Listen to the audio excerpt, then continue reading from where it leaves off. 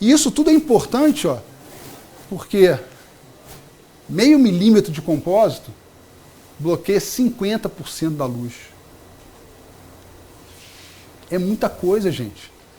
Então, os cimentos que eu vou utilizar, eu preciso começar a pensar agora que ou ele é um cimento dual, que a energia que eu vou dar para ele inicialmente, para começar a polimerização, vai iniciar uma polimerização química, então ele é fotopolimerizado e aí ele segue adiante e consegue, né, um fator de conversão ideal para aquele material, não é 100%, ou ele vai ser um cimento totalmente polimerizado por luz, que a gente vai usar na grande maioria para dentes anteriores, né, para facetas, pela modificação de cor, amina terciária, e por aí a gente poderia discutir um monte de coisa, mas a restauração tem que ser mais fina, por isso, para conseguir polimerizar esse cimento. Tá? Então, essa é a nossa busca hoje, né? Qual o cimento ideal, com o fotopolimerizador ideal, para conseguir um resultado ideal no final. Tá? Posso seguir?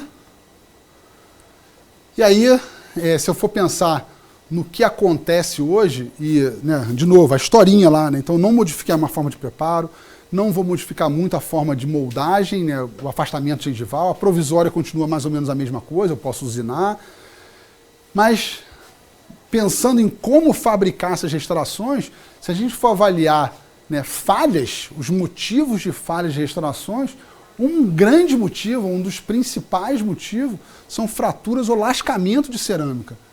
Então a gente tinha metalocerâmica, que a gente obtinha resultados espetaculares, né? Era um espetáculo. Os laboratórios estavam acostumados a trabalhar com esse material. Aí veio a zircônia, para mudar tudo, né? Então agora eu tenho uma subestrutura de zircônia, onde eu aplico cerâmica, melhorou a estética, mas um dos problemas com esse tipo de restauração é lascamento da cerâmica de recobrimento. Todos os fabricantes partiram para materiais usináveis. Lembrando que a gente tem um problema, que a cerâmica não é um material ideal para ser usinado. O ideal é compósito. A gente vai mostrar isso quando eu falar de usinagem, mostrar o que acontece com as margens dessas restaurações. Então talvez eu precise de um material com um pouquinho mais de resistência para que ele não lasque tanto na usinagem. Mas cerâmica não é ideal para ser usinada. Também tem que entender isso. Tá? Então são as dificuldades, né, que a gente tem nesse caminho. Mas, enfim, então todas as outras complicações aí, o motivo de falhas. Se eu for resumir, né, o sucesso de preparo, ou pensar em preparo, tem 3 fatores que são imprescindíveis aqui no meu preparo. É a forma do preparo, propriamente dita, então, né, altura, largura, polimento, paralelismo, a adaptação marginal e a natureza do cimento. Os 3 sempre andam juntos, né? Eu posso ter o preparo paralelo, eu posso ter uma restauração adaptada. Se eu cimentar com vaselina, vai soltar. Eu posso ter o preparo paralelo, posso cimentar um super cimento, mas se tiver um gap de 2 milímetros, vai dissolver, vai ter cárie recorrente. E se eu tiver o super cimento com uma restauração super adaptada, mas com um preparo muito inclinado, tem uma hora que a forma de resistência vai permitir que essa restauração solte. Então os 3 sempre andam juntos, por isso que eu ainda preparo, mesmo para uma cimentação adesiva, o mais paralelo possível. E vou dar polimento. Então a minha forma lá de pensar, usando a literatura a meu favor, para poder provar, né, ou mostrar o porquê, né, da gente fazer dessa forma. O Tomás estava falando aqui, né? Vem com a margem lá muito pontiaguda. Então uma das coisas que eu tenho que pensar na minha prótese usinada, num preparo para MOD, por exemplo, né, é que a minha fresa, ela não tem esse formato do meu preparo. Então, quando eu vou usinar um bloco, e aí, por isso que a sua restauração estava perfurando. Então, talvez o preparo não esteja tão arredondado ou dando espaço para a broca, para o formato da broca entrar e confeccionar aquela parte interior, né, da sua coroa. Tá? Então o que vai acontecer aqui, ó, a fresa vai entrar e ela vai abrir mais essa restauração. Então o que eu pensava que eu tinha espaço, eu agora fico uma restauração muito mais fina do que eu poderia ter. Então no software eu consigo visualizar isso. Mais uma facilidade, né? Talvez eu tenha que voltar para a cadeira E aí, com o tempo, obviamente, eu vou adaptando a forma de trabalhar, eu já sei mais ou menos o que eu consigo. Esse azul aqui é a espessura mínima, tá? Do material. Então, eu também consigo colocar isso como parâmetro dentro do meu equipamento para poder fresar. Fala, Adriano. Mas aí tem que mudar o preparo cavitário, então. Eu não mudo o formato do preparo, eu tenho que fazer pequenos ajustes. Eu não posso, por exemplo, uma metalocerâmica, né? Então, se eu for fazer metalocerâmica, isso lá de trás, né? Vamos lembrar de trás. Então, ângulos vivos arredondam para baixo. O ângulo vivo para dentro, ele arredonda para cima, no metal. Então, eu nunca pude ter o ângulo vivo aqui, mas eu encerava e fundia. Então, uma inclinação pequena, um alisamento dessa superfície, cabia. Hoje eu tenho uma fresa entrando aqui, e a fresa não vai ter esse formato. Então, eu tenho que deixar mais arredondado ainda. Então existem alguns pequenos detalhes para preparos que serão fresados. Sim, com certeza. Com certeza. Tem que mudar algumas Mas a forma básica do preparo não mudou. Não, sim, ok. Não estou falando da forma, mas estou falando de detalhes, como esse daí. Com certeza. Por limitação do equipamento que vai fresar. Aí o que está acontecendo? Os sistemas estão vindo com brocas cada vez mais finas. Entendi. Tá? Mas hoje a Prime 1000 tem ali, a ponta tem o quê? 1 milho, Tem broca de ponto 6. ponto 6. Isso. Na Prime 1000. Isso. Tá? Então depende do que você está fazendo. Então só, quer dizer, acho que para mostrar que o preparo lá a gente não mudou muito o que a gente pensava, né? Aí vamos falar de moldagem, muito rápido. Uma moldagem, né, convencional. Não, dá licença para mim aqui. Ei. Eu estava assistindo lá na televisão. Prazer. Tá... Obrigado. Ok. Nossa, eu vou poder ter a honra de falar que o Dr. Mondelli entrou na minha sala, ó.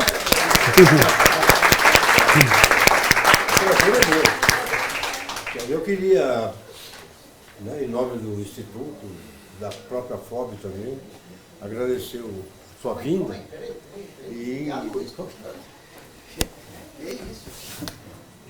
Pode deixar, doutor, pode deixar. Eu não vi porque faz uma semana que eu peguei uma bronquite daquela. Também eu fumei 53 anos. Eu dava aula fumando. Mas eu assisti toda a apresentação, você está de parabéns. Porque você mostrou uma cultura geral impressionante. Inclusive, aí essas técnicas de preparo, né, aqueles trabalhos antigos do Jorgensen, né, que ele publicava na ATA Escandinávia. Né? Exatamente. Eu trabalhei muito com resistência à remoção por tração de bloco metálico fundido, de coroa. E a filosofia, como eu vi aí, continua a mesma. Pelo menos nessa parte. Isso, né, é bom, né? Isso é bom. Então eu quero cumprimentá-lo pela cultura odontológica, pela didática e também pela disponibilidade intervindo no nosso instituto. Agora você já faz parte da família também. Nossa, muito obrigado e obrigado a vocês também pela presença, tá? Muito obrigado. Que honra. Muito obrigado. Obrigado, Dr. Mondelli. Deixa eu ver um preparo aí que você mostrou. Só falar para você como a gente faz. Esse aqui tá bom? Volta, não.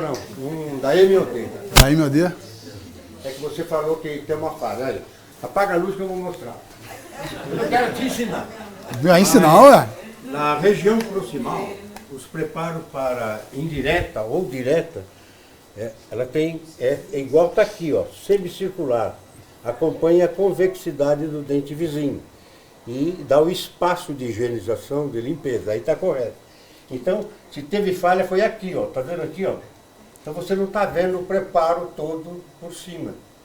Vou te dizer uma boa. Quando Graças a Deus esse preparo não é meu, é aquele preparo pronto já que vem do material. Então aqui tem que ser semicircular. Tem retenção aqui também. Aqui né? tem retenção. Então, São os preparos que já vêm pronto do bloco. mas parabéns. Tá Só muito para boa. mostrar. A imagem, tudo. A proteção cuspídea também, né? Terminada em chanfre. Eu gostava, fazer o ombro na cúspide de proteção, Era fazer um ombro biselado, né, na cúspide de proteção, na palatina superior e na bucal inferior. Tá bom. Valeu. Parabéns. Obrigado, professor. Obrigado, viu? À tarde eu estou aí também, mas eu vou ficar lá, né? Vamos falar de implante à tarde, professor. Isso. Bom, isso é bom. Obrigado, tá? Uma honra. Pois eu queria só dar uma palavrinha para eles. Manda ver. Não, é que eu não sei se vocês sabem. Cadê o microfone? Tá aqui. Eu estou lutando há 50 anos, né, para mudar o nome da profissão. Porque a nossa profissão é muito desvalorizada. E mudar o nome. Odontologia, o que que é? É o estudo de dente. Dentista, o que que faz? Trata de dente. Nós não fazemos só isso. Então, o dentista tem que ser o médico da boca. Em qualquer país do mundo, o dentista é o médico da boca. Só no Brasil que não. Sabe como mudou isso? Em 1934. Um presidente da República, populista, que nem esse que nós temos aí, o que tivemos, o Lula, ele separou o curso da medicina do curso da odontologia, em 1934. Então, a partir dali, nós passamos a ser dentista. Em qualquer lugar que você vai, até na zona rural, dentista não é doutor, doutor é médico.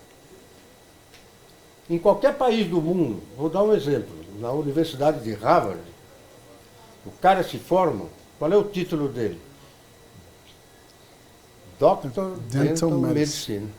Só no Brasil que não. E o nosso Conselho Federal é contrário ao nosso projeto que está lá na Câmara. Então o projeto está parado lá desde 2019. Porque o Conselho Federal, conselhos regionais não apoiam a mudança de nome, a mudança da estrutura curricular. O dentista tem que estudar 6 anos.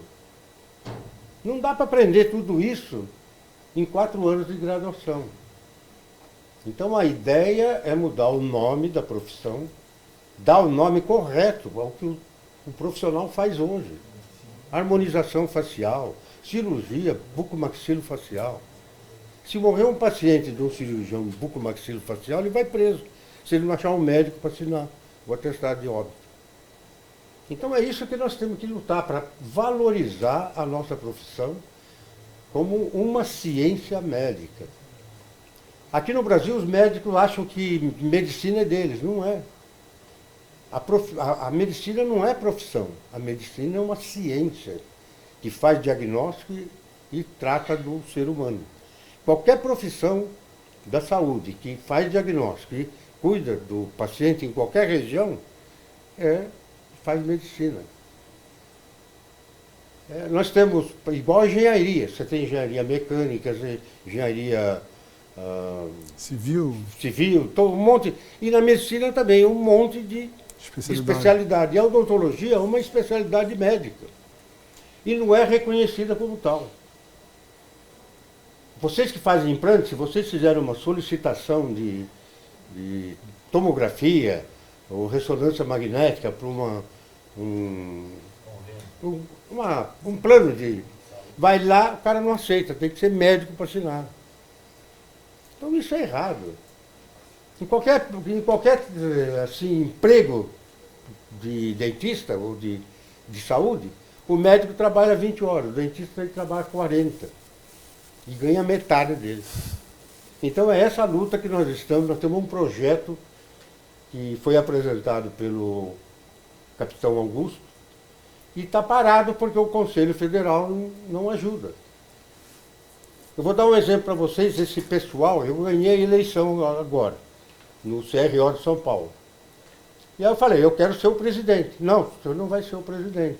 Então eu não quero, então cair fora. Porque eles querem continuar com a mesma mamata. Só no estado de São Paulo, são 140 mil dentistas. A R$550 por ano, dá 70 milhões de reais na mão dessa cambada aí. E quando você quer melhorar a profissão, vocês receberam algum benefício alguma vez de CRO? Receberam? Nada, só paga. Só boleto. O boleto chega certinho, né? Aí de você não pagar. Então nós estamos nessa luta, se vocês puderem nos ajudar. No Facebook tem um perfil que é médico orofacial. Vocês entram lá, vocês podem falar, podem escrever, apoiar e tudo, tá bom? Muito obrigado, era isso. Você vai me ajudar nessa luta. Vai falar isso ao seu público, tá? Obrigado, professor. Um abraço. Um abraço. Até mais tarde. Vamos lá, onde é que a gente estava aqui?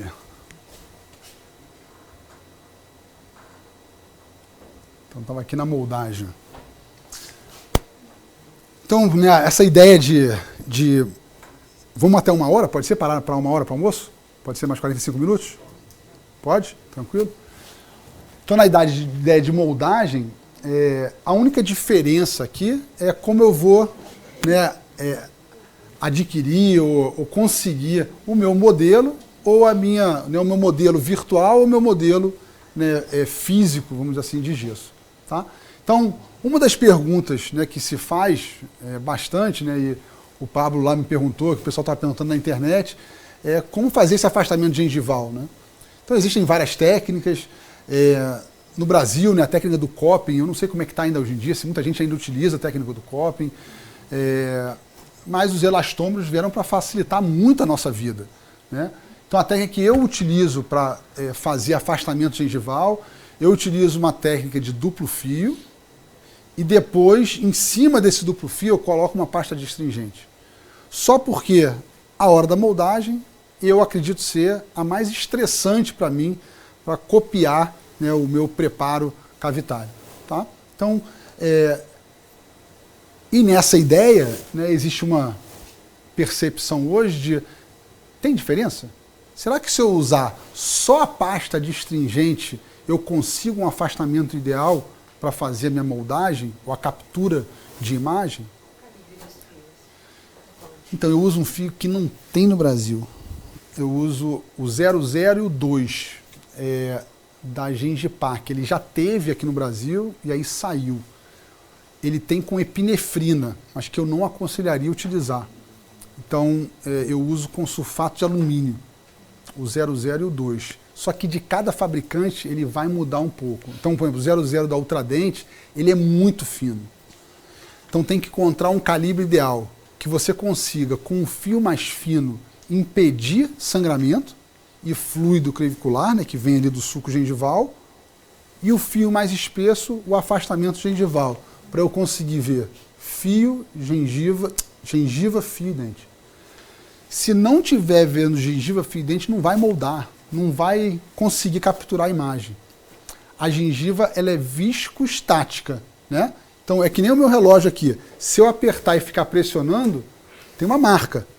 Então é viscosa porque ela escoa, mas ela é elástica porque ela recupera. Então uma gengiva saudável precisa de pelo menos 3 minutos com um fio afastador para ficar no local o tempo suficiente para eu fazer a minha moldagem. Então eu vou colocando fio, na hora que eu chego lá no final, normalmente eu espero 5 minutos, é o tempo de arrumar as coisas. No meu caso, digital, isso para moldagem convencional. No meu caso, no digital, eu boto o fio, né? Então são múltiplos dentes, ou um dente só. Enquanto eu estou esperando, eu estou escaneando o arco antagonista e a oclusão. Então eu não perco tempo, né? Eu não preciso ficar esperando. E aí, acabou de fazer isso, tiro o fio e faço o escaneamento do arco de interesse ou do arco, né, onde estão os preparos. Tá? E aí, se a gente for olhar literatura, as duas técnicas são confiáveis. Utilize o que funciona na sua mão. Associe técnicas. Né? Então, no meu caso, eu uso 2 fios e uma pasta de astringente. Saborosa é mais caro. Sim, é mais caro, mas eu não tenho a preocupação de que vai ter um sangramento naquele pedacinho da gengiva que eu vou ter que parar a minha moldagem e voltar atrás. Tá? Então eu vou colocar fio, vou colocar pasta, eu lavo a pasta porque ela é solúvel em água, né? Tiro o fio mais espesso, deixo o fio mais fino dentro da gengiva e faço então a minha obtenção da moldagem. Se eu for comparar em termos de técnica, material de moldagem, aí eu já chego na odontologia digital, eu tenho, uma das comparações que eu poderia fazer são com materiais de moldagem, né? E a gente sabe que o poliéter é o único material que mantém a mesma fluidez durante quase todo o seu tempo de trabalho. Qual o problema do poliéter? A polimerização demora muito tempo, são 6 minutos.